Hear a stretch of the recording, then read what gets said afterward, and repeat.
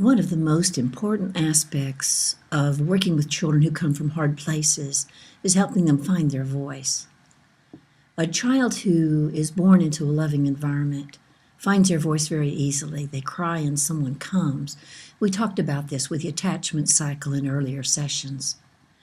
When that caregiver comes, a child learns many things that will carry them through life. First, they learn to trust. My voice means when I cry, someone will come. I can trust that my needs matter. It gives them a sense of self-worth. I cry, my voice makes a difference, and someone gives me care. And it also gives them a sense of self-efficacy. So when the newborn cries, they can trust. They learn that they're valuable and precious because someone comes to meet their cries.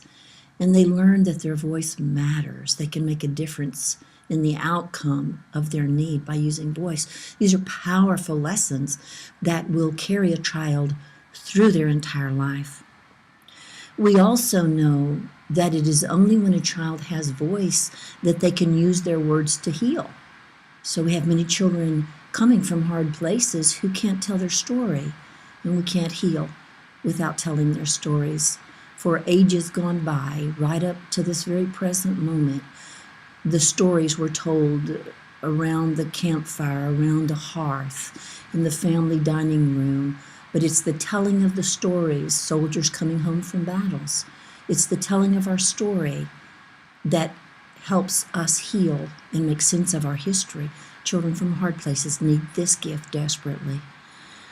Also, a child who has a voice can negotiate their needs.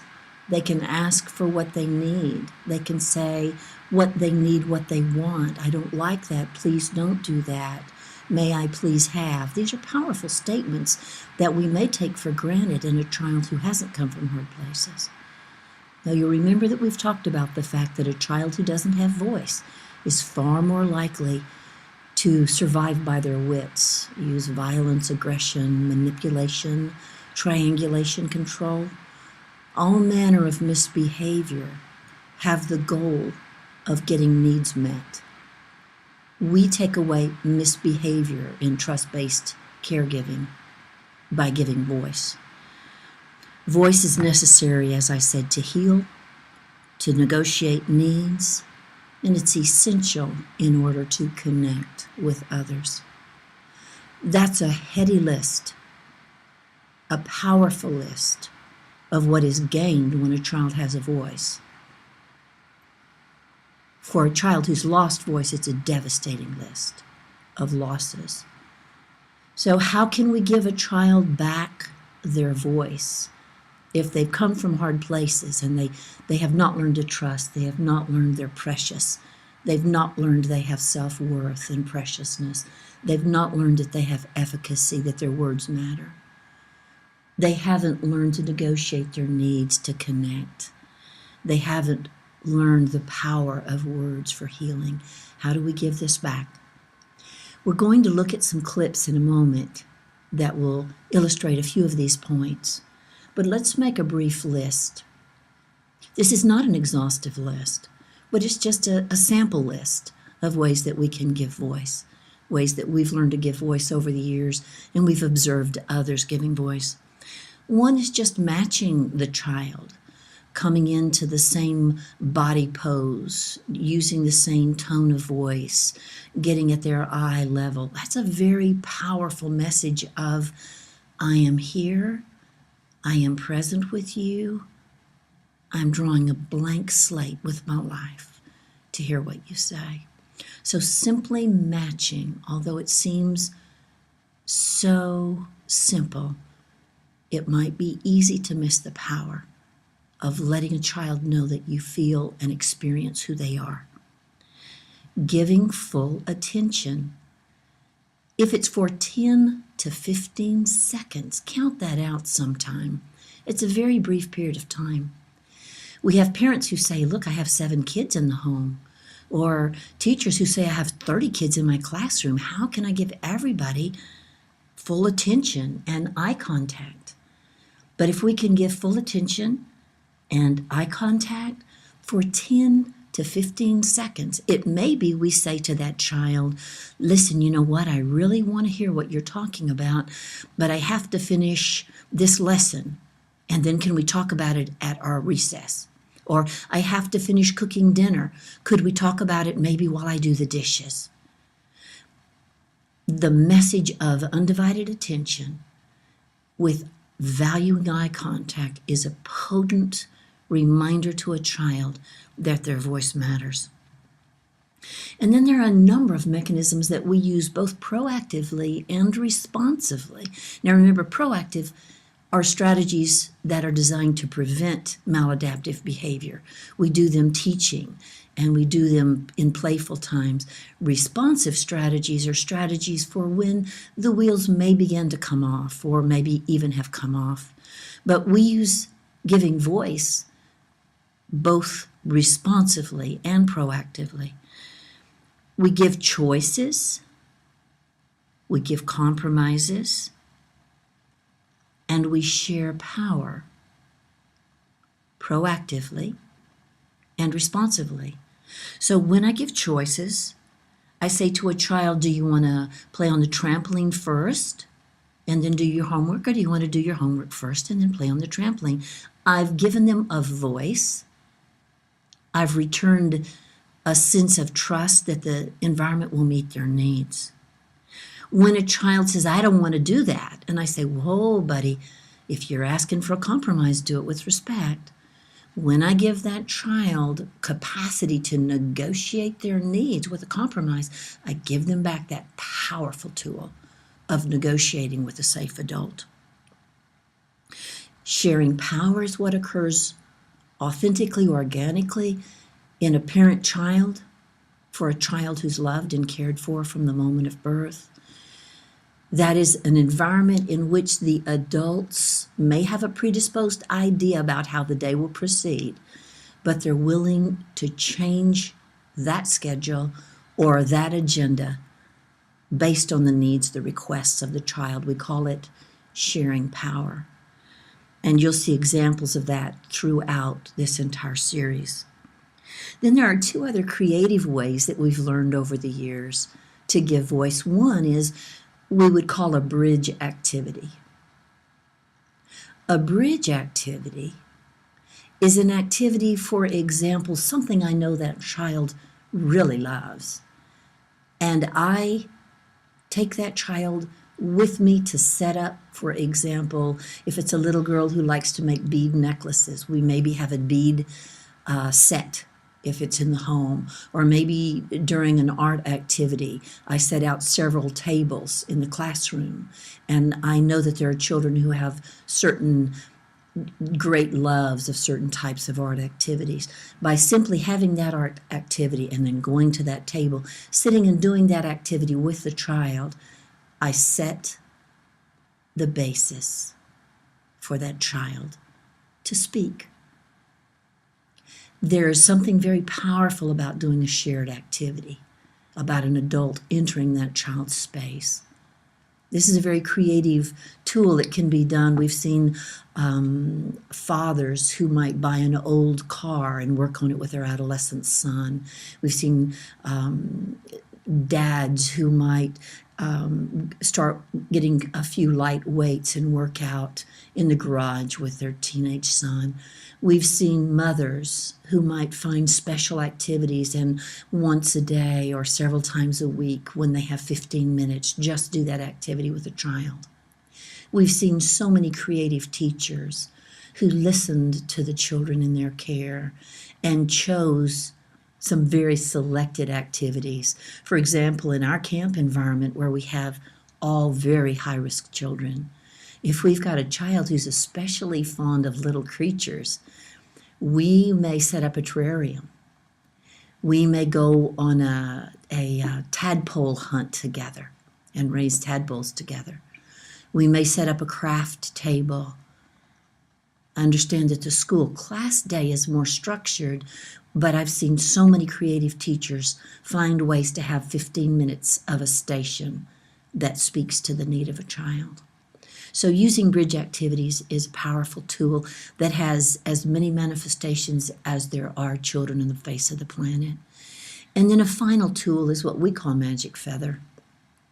You may remember again the story of Dumbo, where he couldn't fly, but he believed he could if he was holding his magic feather.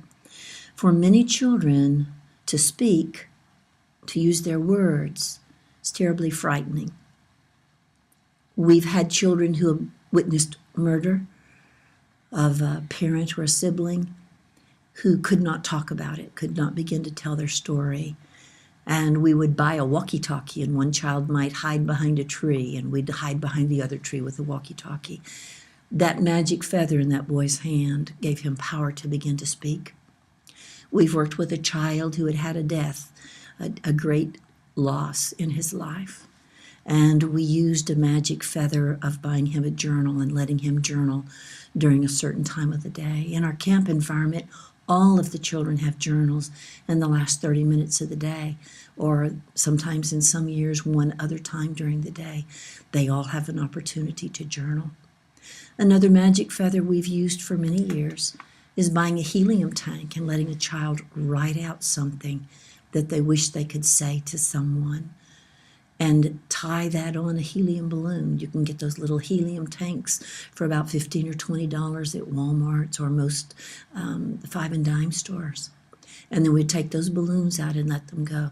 These are all creative beginnings for telling a child that their words matter. You will see when we talk about correcting that very many times we stop a maladaptive behavior and teach a life value behavior simply by giving voice. We'll look now together at several clips, and then we want to talk about ways in which these children are learning they have a voice and their voices matter.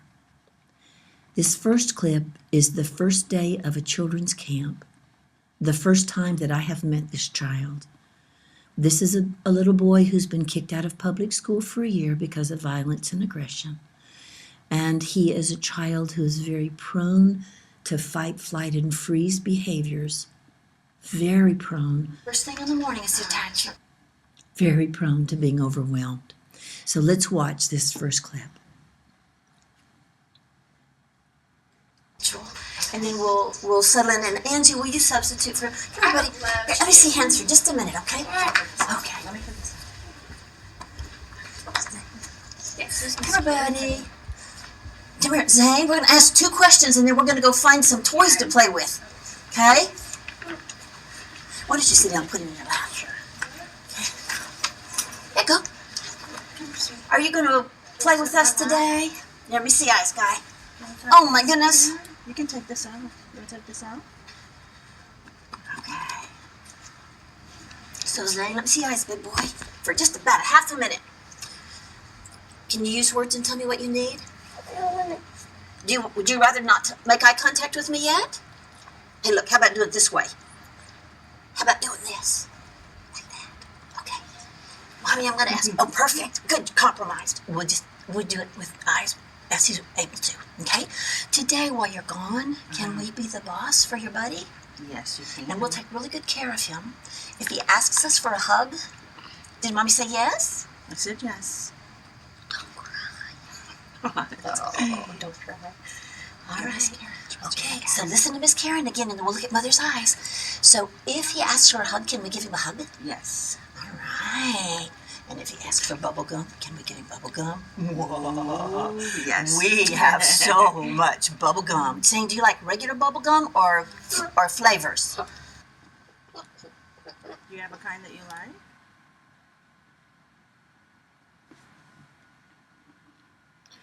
A fascinating thing about this clip with this little boy, do you see how quickly and how easily he is overwhelmed? It shouldn't be overwhelming to sit in your mother's lap and talk to a stranger unless you've come from hard places. It wouldn't be overwhelming for most children to ask what flavor of bubble gum they like, and yet you see this child in a behavioral collapse. if you look at the list for giving voice and think about the different things that were going on in this very brief clip, as I attempted to match him, it was very hard to get him to match me, and so I had to move around into his space to match. I worked to give him full attention and eye contact. We tried to give him choices, give him the ability to share power, make decisions, and actually talked about some bridge activities. After we do this, we're going to do that. And the capacity to follow him even in covering his little eyes and letting him have a voice and being heard. We know this is scary for you. And we know that this is hard for you. So where can you meet us? Now, in another lesson, we're going to talk about how high the bar would be. But let me point out in this example, this is a very low bar because this child was quite fearful. This is a child who has a tender heart. You can see he's telling his mommy, don't cry, because he's going to leave her for the day. So don't cry, mommy. So you see that he has a very tender heart, and yet he's in camp because of violence and because he's been kicked out of public school because of aggression. Can't return to public school for an entire year. So in this beginning day, in very many ways that are in your list, we're working to let this child know he is safe. So the goal of giving him voice in this day is a sense of felt safety. We want you to know you're safe here with us. We want you to know that what you need matters. You have self-efficacy. You have self-worth. You can trust us. We will help you negotiate your needs. All of those things very powerfully spoken without words to this little boy. In the second clip that we'll look at, we have a child who has lost her words virtually altogether. This is a little girl who doesn't speak at all, and then she rages. A little child, a very precious little one, who is exposed to significant harm in many ways. And so I'm trying to simply get her to speak in a very simple sentence. Watch here. Yes, ma'am? Yes, ma'am? Can you say yes, ma'am, please? Yes, ma'am. That's a good girl. Okay, now that child had been misbehaving, and I had said, sweetie, now if you need something, you're going to need to ask with good words. Yes, ma'am? And she just looked at me and nodded. Yes, ma'am? And she said, She knew what I wanted. She knew I wanted words. Remember that the more a child has language, the less they need behavior in order to get their needs met. So in both of these cases, we're using giving voice proactively and responsively because both of these children were preventing further meltdown, and we're teaching them how they get their needs met at the same time. A third clip is a beautiful child, also from Hard Places.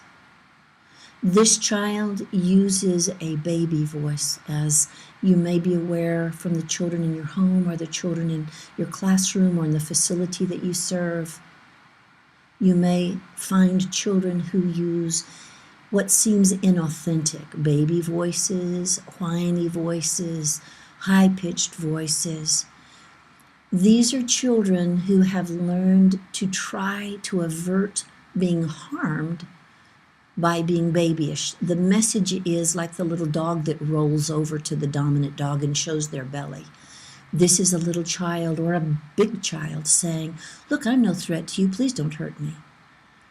When a child uses a baby voice, we know that they don't know who they are, and we know that they don't know that they are safe. So what you'll see here is this beautiful child. We want her to know she's safe and that the real girl is safe here.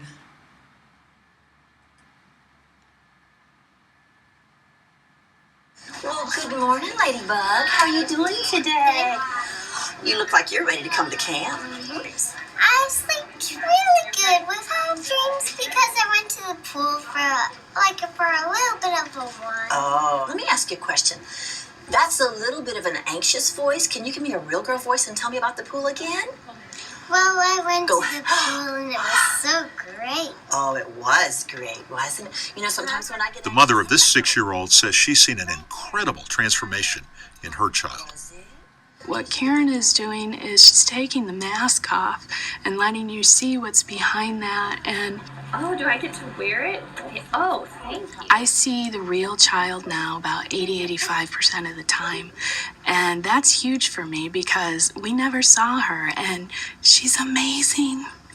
She's just amazing. And it just kills me that, you know, she almost never got a chance. Well, give Mama goodbye, love it, and tell her you'll see her in a little while. Okay, Queen and everything.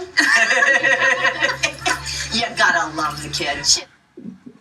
All right, so this precious little girl, you can see, interestingly, she began to tell me a fabulous story about how she has learned that if she has sensory activity, she sleeps better at night. So she began to tell me she slept really well last night because she went to the pool.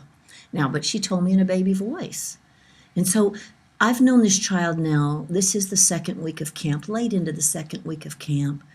I feel that she knows me well enough, feels safe enough with me that I can raise the bar. She's been talking in a baby voice as long as I've known her. Now, I've begun to work with her on the voice because we have safety. So if we think about the bar is coming up for this little girl. And what we want her to know is we see who you are. We know who you really are. You are precious and you are safe. Come forth to life in this place. The next clip that we show you is a beautiful child. And this clip that you've just seen and the next one are from our Trust-Based Parenting DVD. This child I have worked with through a 3-week camp and am now working with him in the home. Now, in terms of raising the bar for demanding a voice, it's quite high for this child because I've been with him a long time now. This little boy only wants to do what he wants to do, and we're there to try to work with him on these maladaptive behaviors that have ended him up in great amount of psychiatric hospitalizations. So we're there to show him that he has a voice. And what you'll see is he's on the bench. He's very upset because he wants to do something. He wants to play, not do the work that we were going to do. And I touched his arm and to comfort him, and he shoved my arm away. Well, his problem is violence. His problem is threats of murder. His problem is being kicked out of school for taking a butcher knife to school to kill the kids that hurt him. We want him to know his words are powerful. He does not need aggression. And so I persist a very high bar, but I don't quit until this child sees the power of his voice.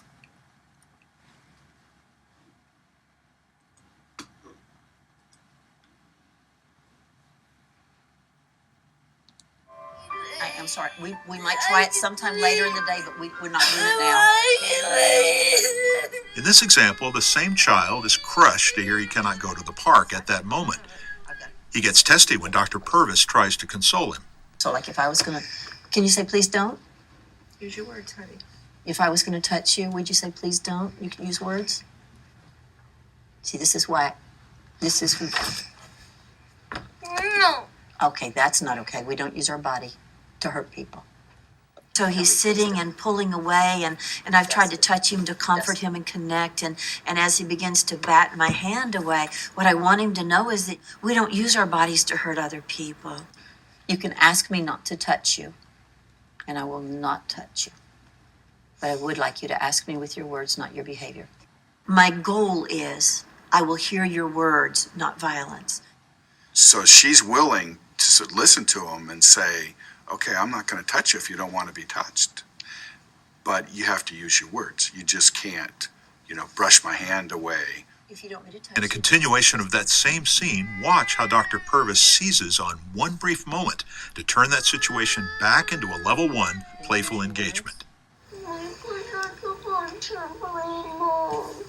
You need to talk to Miss Karyn because you're having trouble with Miss Karyn. May I please like to go trampoline? Yes, you may. But let me. Would you like to come with me? I would love to come with you, but let's do one. Did you hear that?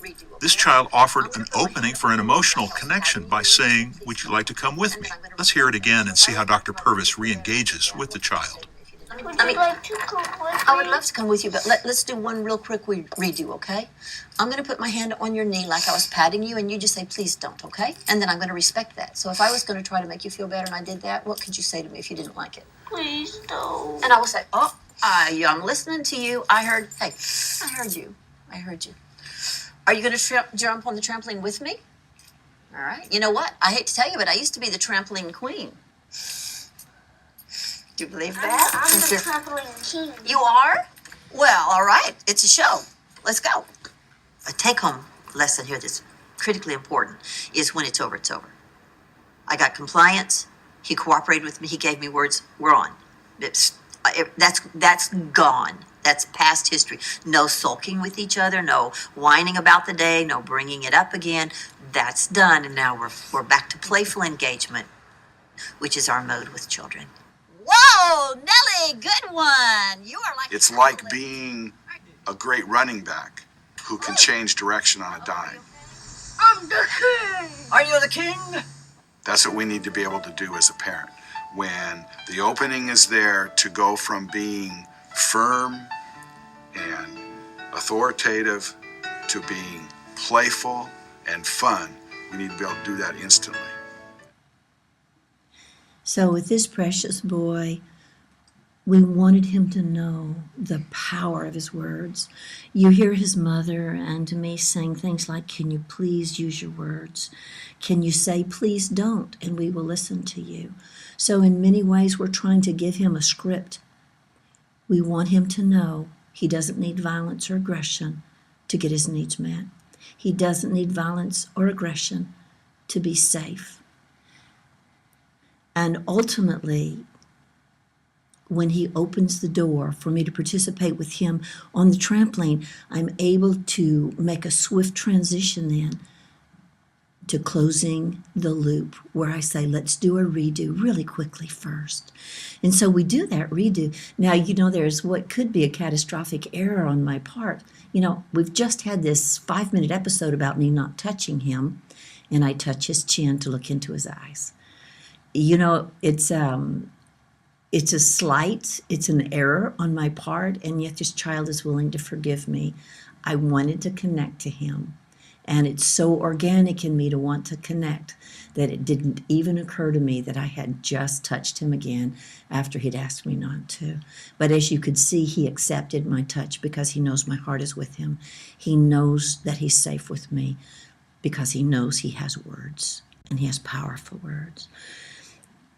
One last clip we want to look at is a clip of the same child you saw in clip 1. And this is this little fella beginning a meltdown, and they're already at a level 2 for the behaviors. And his buddy is going to use choices to try to avert a further deterioration, and he does that very successfully. With the clip 4, the clip you just saw, that child is used to deteriorating into horrific episodes that last hours at times with violence. And we were able to proactively and responsively use voice with him. And now you'll see at a lower level the same tool.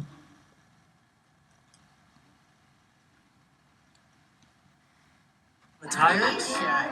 So you Here, another mentor, a college student, uses choices to avoid a meltdown after noticing his little camper buddy is overtired. I'm going to give you 2 options, okay? This finger or this finger. Ready? One option is we can go sit in the tent, maybe relax, because you're kind of getting a little tired, aren't you? Or we can go sit back in one of those nice, comfortable chairs and we can read a book. I want to go over there. They're doing something over there, sweetie. So we got 2 options, though. Do you want to go into the tent, or do you want to go read a book? Look at me, please, say. Read a book. So which one? You want to go to the tent or read a book? Book. Okay, so let's go pick a book and we'll go read it, okay? All right, you're doing great, buddy. I know it's late. It's late in the day. So here's a child who's quite prone to behavioral meltdowns when he's tired or hungry, and he's begun a meltdown, begun a deterioration, and his clever buddy is making very, very clear by holding the two fingers up. Remember, for kids who have exposure to trauma postnatally or who have had exposure to substance in utero, we have to make choices very simple and very clear. And that's done here very clearly and very beautifully by his buddy. Now, this little fella says, no, I want to go over there. And his buddy says, these are your two choices. So he's persistent, he's kind, and he's giving a little boy who's on the road to a big meltdown a chance to decompress with a sensory activity. Snuggling up into a bean bag with one of the weighted blankets is one way this little boy chose to calm himself. Another was to go to a tent that we have set up in the corner of the classroom, and that tent is called the Quiet Place. And there's music there. There are aromatic scents there. There are things that the children can use to self-calm and self-regulate. And so this buddy was using matching, eye contact, attention, choices, and ultimately he's using some tools to help this child make the transition from what could go on into a downward spiral, and instead he's turned the spiral around. Giving voice is among the most powerful tools. It is among the most powerful gifts any caregiver can give any child or youth. This can be done in every environment by anyone working with children and youth. The healing power of giving voice is one of the most basic, the most primitive, and the most powerful tools for bringing healing to these children from hard places.